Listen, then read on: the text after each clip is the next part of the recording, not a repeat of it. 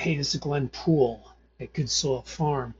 I've got a really interesting sample that I want to take a look at under the microscope. I was working on a compost pile today. I had to turn it, and there was a piece of grass growing out of this compost pile. Now, it's about a month old. It was a thermophilic pile.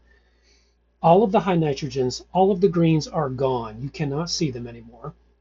It went through its thermophilic phase already. And there's this grass that's growing out of the compost pile. And so I pull it out, and its roots are all intertwined around the woodies that remain in this pile. I'm like, is this thing getting nutrients or what? Maybe I should take a look and see what's in the soil. So I'm not exactly sure how I'm going to get this into a sample because it's like wood chips. So we're certainly not going to do a quantitative study here, but I'm going to try to get this into a solution, and we're going to see what kind of life's in here. So here we go. So what I'm doing, I put 3 milliliters in my test tube here, and then what I'm doing with this to try to really get a sample out of these wood chips, I'm like flicking it around, and what I'm finding is that it's actually little dirt soil particles are actually, now I'm not going to put that in, but there's little there's little soil particles like that. That's a good one. So I'm going to stick that in there. Little soil particles that I'm actually getting, and so I'm getting about 1 ml, sort of like I do all my stuff, kind of tapping it, see if it goes down, and we'll just do a little bit more and then we'll be ready. Well, there it is. I've given it a good shake for 30 seconds. It's really chunky. I'm going to draw out a drop and see what we get. Okay, I got the slide on. Now this does not look like typical compost. Let me throw it up here. We don't see a lot of aggregates like I do in my, 6 months old compost. It would be like half black here. But right off the bat, I got some really interesting stuff. We've got a couple rotifers right here. You see one here, and this guy just moved into the screen. So rotifers are great bacterial feeders. If you have a ton of them, or you have increasing numbers, it can mean your stuff's a little low on oxygen. They thrive in kind of that low oxygen environment. But if you see a few, I often see stuff in my dry, sandy Florida soil. I can see it just this week. Another assessment of some of my soil. I had 2 rotifers on a slide. So we'll see. This is the first I've looked at anything. Haven't moved it around. This is where we came up. So something, though, that's really interesting is what I'm seeing. And I'm going to look through here because if we zoom in, let's jump down to 100x. Change my scale. That's what I thought. Now you can see that dude cruising around there. Those guys are super interesting. What we see right here, let's go down to 400x, change my scale, and we're going to bring the light up. Okay, and we got testate amoeba. We got testate amoeba. There's a testate amoeba there. We got a piece of fungus right there. That's a nice piece of fungus. It's about 2.5 micrometers, and in diameter. I got septa, good septa. It's very clear. It's probably pretty young fungus, but jumping out of this piece of organic matter here. So let's just, there's another testate amoeba right there. And there's another testate amoeba right there. And let's keep going. There's a little one right there.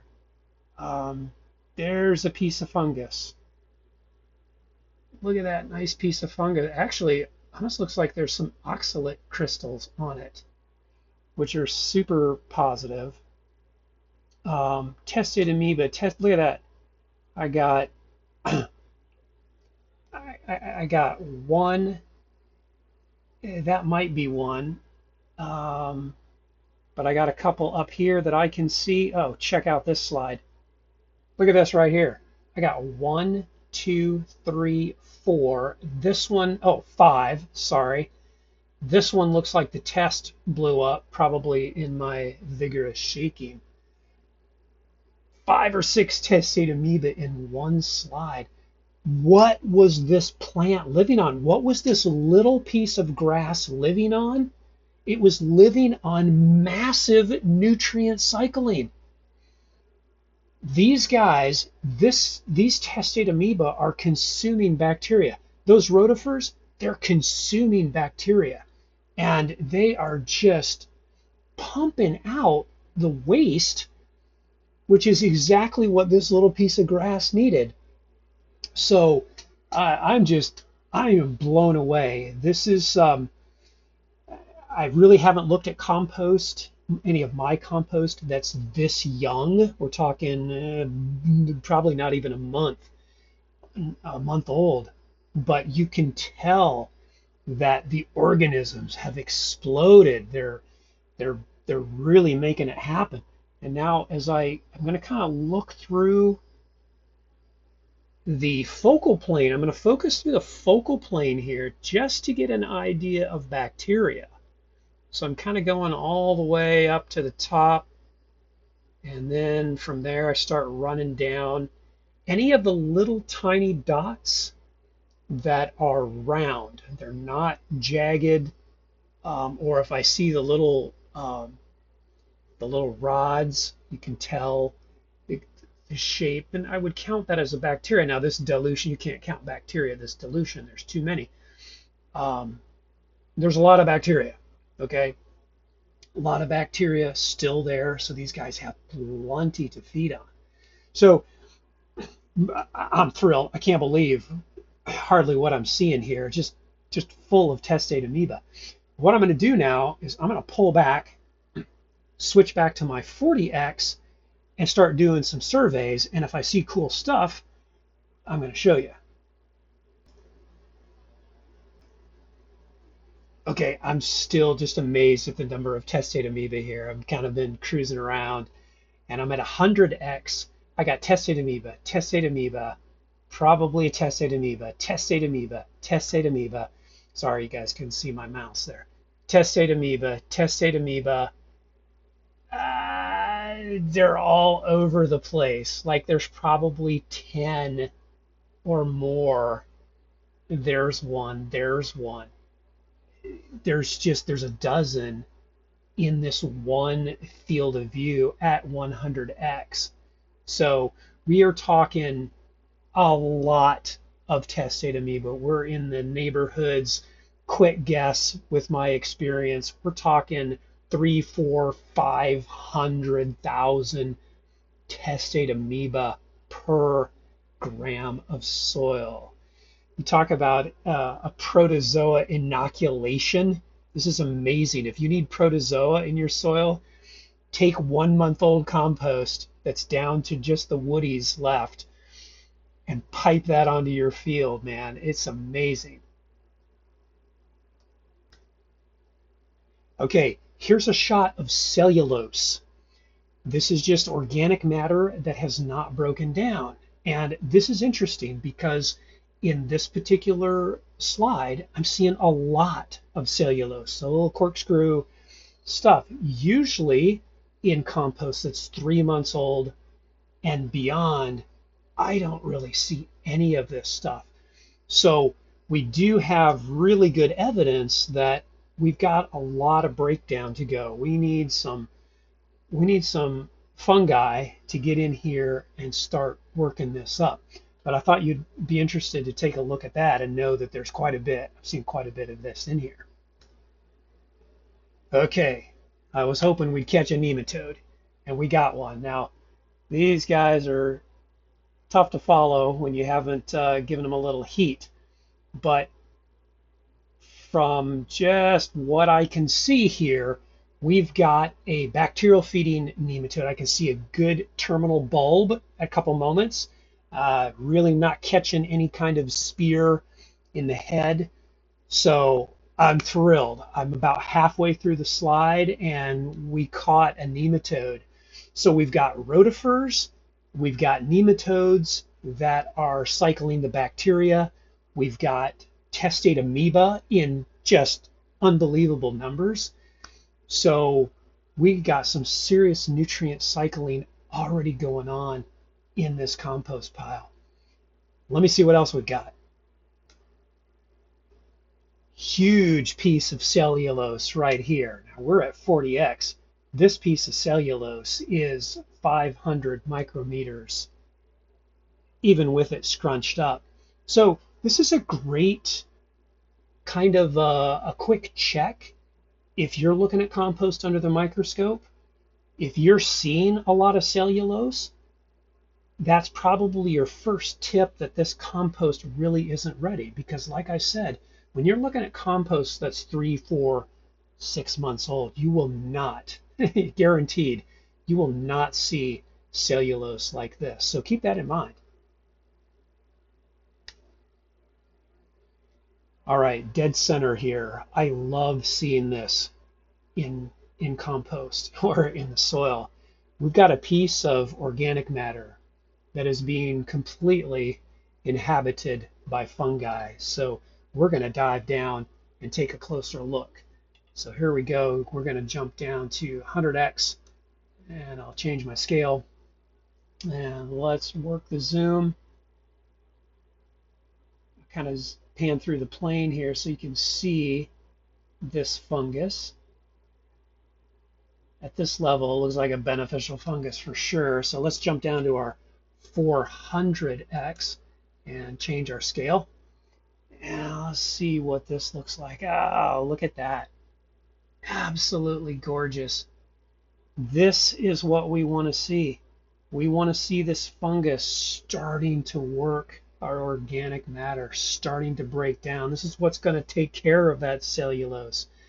This is what's going to bring in more organisms. Like 6 months from now, we're going to want to be seeing fungal feeding nematodes because they're going to have such an abundance. But this is going to break this stuff down and really what the fungus is going to do is take the nutrients that are in the organic matter and they're going to build it into their own bodies. Okay, they're going to take the carbon, the nitrogen, they're going to build it into their own bodies. When they do that, they kind of lock it up. What we need now is to get the predatory, in this particular case with fungi, we need predatory on the fungus. We need fungal feeding nematodes that are going to eat this stuff. And when they eat it, they are taking in all these nutrients that's in the cytoplasm of the fungus, and then they excrete so much of it as a waste product, and that waste product is going right into the rhizosphere of the plant, and it is nutrient availability right now. So this is great. You got to start somewhere, and so we're seeing bacteria tearing things up. We've seen the predators of bacteria now are everywhere. Okay, testate amoeba, bacterial feeding nematodes, rotifers. I counted about half a dozen rotifers. That's a lot. Okay, but this stuff's pretty moist. This was down in the middle of this compost pile when I was turning it, so it's probably fairly lower oxygen, but it didn't give any evidence of massive actinobacteria. It didn't smell just fine. It did not give any other evidence of anaerobic conditions. So I'm just super thrilled to see this. And I actually do see quite a bit of fungus scattered around. So it's definitely present. It's definitely kicking into gear. And we're really getting stuff going here. All right, so I know you want to see a rotifer. So this guy's hanging on. Well, he was hanging on to that little piece of organic matter. Now I guess he's a little bit loose and just running his spinners, sucking in bacteria. You can see the liquid moving around. It's kind of hard to follow here. So now he's behind the organic matter. Super amazing machines. You can see his innards just, I don't know, I assume he's swallowing. But amazing machines. There, you can almost catch the cilia when I just have him in focus. The little rotifers that are just spinning, sucking in the goodies. So great to see these guys in these conditions without knowing that it's really not anaerobic. They are chewing up the bacteria, keeping that in check, and causing nutrient cycling already. Okay, so one last thing as we kind of wrap up what we're doing here. I want to show you a picture of 6 months old compost at, let's say, 40x, big high view, compared to this compost, which is only a month old. So you can see that's what I've got on the screen right now. This current compost, current slide, 40x. That's what it looks like. We see, let me get up here. We see some aggregates, okay? We see a few. We see little rotifers, okay. But there's a lot of empty space here. Watch this. Let's switch over to our 6 months old compost, okay? Now we have something very different. Look how black this is. Look at the organic matter. Look at the aggregates that we call them. The bacteria and the fungi have created, they've used their enzymes and their glues and their glomulins, and they've pulled this soil together in these clumps that are just massive. And this one right here in the center that you can see. Actually, let me adjust my picture here. Hold on. There we go. My picture was goofed up. Right here, you see this piece of organic matter, and there's just fungi everywhere. Like it looks hairy. It looks like an aggregate that has ciliate on it almost. Needs a haircut. So that's the difference between 6 month old compost that we're looking at here and 1 month old compost here, which is got a long ways to go. Got to pull some stuff together. Got to bring the bacteria and the fungi need to break stuff down, pull in those aggregates, and but we're off to a great start. And we know why. We know why that this little plant, this little piece of grass, could grow in here. It was getting nutrients, okay, from the bacteria. The bacteria were mining the high nitrogens and the greens, just consuming it. Okay, there goes a ciliate. That's the only one I've seen. Sorry, got distracted. The bacteria were mining it, and now we've got these predators in there that are, including the ciliate, who are eating those, and they're releasing those nutrients. So that plant already had nutrients available right there in this compost that we really wouldn't call complete. So I hope that's valuable for you. It's actually really valuable for me to really see right in front of you the process that compost goes through, and how, wow, actually very quickly, the life that is just so available. So what I'm going to do now is I'm going to go get some of this stuff, put it in a bucket, mix it up, and I'm going to go do a protozoa injection on some plants where I know I need better nutrient cycling. I hope you enjoyed that. So next time, we'll look at something else cool. See you then.